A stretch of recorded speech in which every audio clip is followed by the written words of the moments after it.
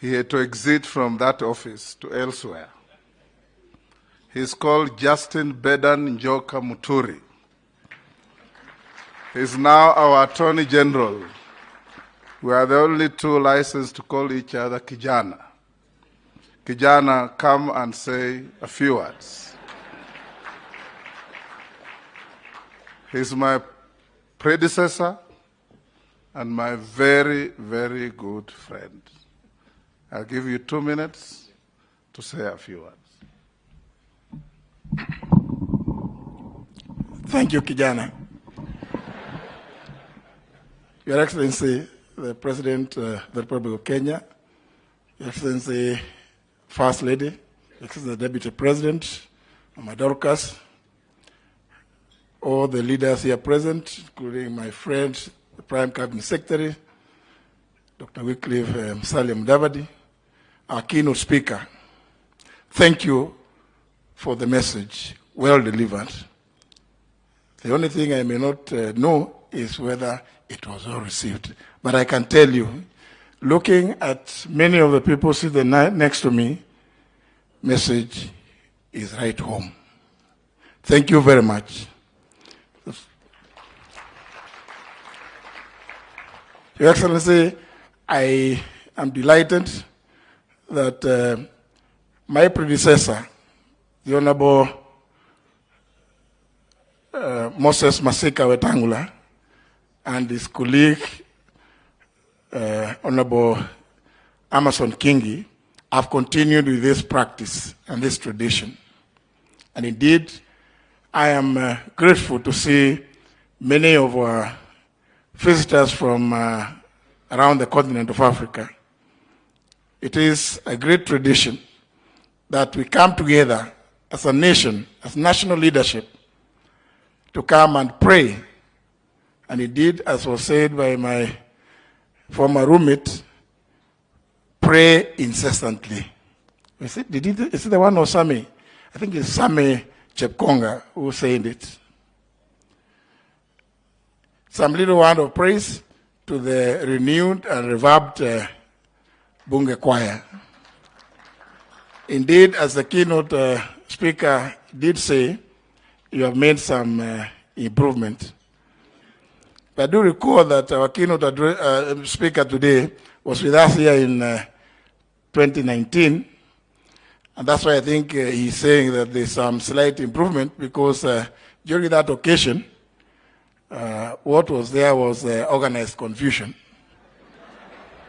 And therefore, I must congratulate the new leadership of the prayer breakfast. I'd also wish to recognize the part played by many of our prayer groups around Nairobi, in various places, in Nakuru, in Athi River, around is it Karen, Muthaiga. To all of you, congratulations. I also wish to indeed salute the two patrons for upholding the decision that this occasion becomes one of the key calendar events in the life of Parliament, and to maintain the tradition of holding it on the last Thursday in the month of May. It is sad, but again, I'm happy to note, Your Excellency,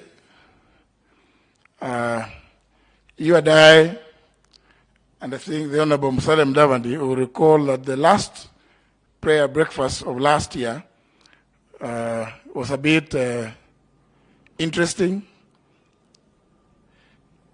in that today we talk about reconciliation, but during the last prayer breakfast of last year, it was very difficult to sit together on that table, because we were indeed just pretending to be talking to each other.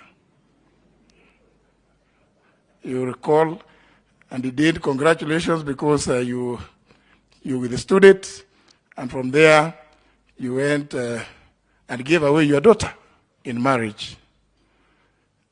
I think this year's theme is one that we all of us as Kenyan leaders, and indeed as a nation, should observe.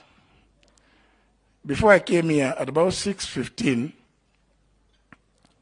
I was watching television, and in one of the stations, I had somebody question, why do leaders congregate to pray, spend too much money when there are people who have nothing to eat? I just wondered, is it a mistake for leaders to congregate and pray together? Would it make any difference if we were to do it over lunchtime? Because the person who questioned that seemed to have beef with the fact that it is called a national prayer breakfast. I leave you with this one, that let us continue praying and praying incessantly. Thank you very much. God bless you.